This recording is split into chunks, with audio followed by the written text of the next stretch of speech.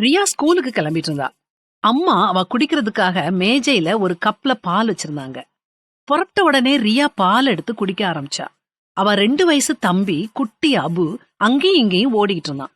திடீர்னு அவன் நிலத்தடுமாறி ரியா மேல வந்து விழுந்தான். ரியா கையில வச்சிருந்த கப் கீழே விழுந்து பால் கீழே கொட்டிட்டுது. சத்தம் கேட்டு அங்க வந்த அம்மா ரியாவை பார்த்து ஏன் பாலை கொட்டுனன்னு கேட்க, ரியா அபு என் மேல வந்து மோதிட்டான்னு சொன்னான். உடனே அம்மா நீ சொல்றது கரெக்ட் இல்லன்னு சொல்ல, ரியா மறுபடியும் அழுத்தமா நான் கரெக்டா தான் சொல்றேன், அபு என் மேல மோதிட்டான்னு சத்தத்தை உயர்த்தி சொன்னான். உடனே அம்மா நீ பாலை கொட்டுன, ஏன்னா கப்ல பால் இருந்துச்சு, கப்ல மாம்பழ ஜூஸ் இருந்துச்சுதுன்னா நீ மாம்பழ ஜூஸ கொட்டி இருப்பேன்னு சொல்ல, ரியா சிரிச்சுக்கிட்டே ஓ நீங்க அப்படி சொல்ல வர்றீங்களான்னு சொன்னான். அதுக்கு அம்மா ஆமா, கப்புக்குள்ள என்ன இருக்குதோ அதத்தான் நாம கொட்டுவோம். இந்த உலகத்துல பல விஷயங்கள் உன் மேல வந்து மோதும். அப்படி மோதும் போது உனக்குள்ள என்ன இருக்குதோ அதுதான் வெளியே வந்து கொட்டும். அதனால நாம எப்பவும் நம்ம கிட்ட இந்த கேள்வியை கேட்டுக்கிட்டே இருக்கணும். என் கப்புக்குள்ள என்ன இருக்குது? நான் கஷ்டங்களை எதிர்கொள்ளும் போது எதை கொட்டுறேன்?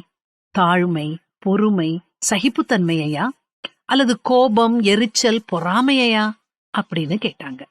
ரியா யோசிக்க ஆரம்பிச்சா. இது ரொம்ப நல்ல வாழ்க்கை பாடம். ரியா அம்மா கேட்ட கேள்விய நான் உங்ககிட்ட கேக்குறேன். உங்க கப்புக்குள்ள என்ன இருக்குது?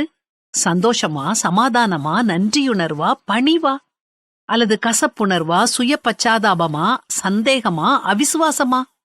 நம்ம எல்லார்கிட்டையும் கப் இருக்குது. அத நாம எதை கொண்டும் நிரப்பலாம். அந்த தெரிவு நம்ம கிட்ட இருக்குது. கடவுள்கிட்ட நல்ல குணங்களை நம்ம கப்ல நிரப்ப கேட்போம். வேத வசனத்தை சொல்லி முடிக்கிறேன். பரிசுத்த ஆவியின் பலத்தினாலே உங்களுக்கு நம்பிக்கை பெருகும்படிக்கு நம்பிக்கையின் தேவன் விசுவாசத்தினால் உண்டாகும் எல்லாவித சந்தோஷத்தினாலும் சமாதானத்தினாலும் உங்களை நிரப்புவாராக.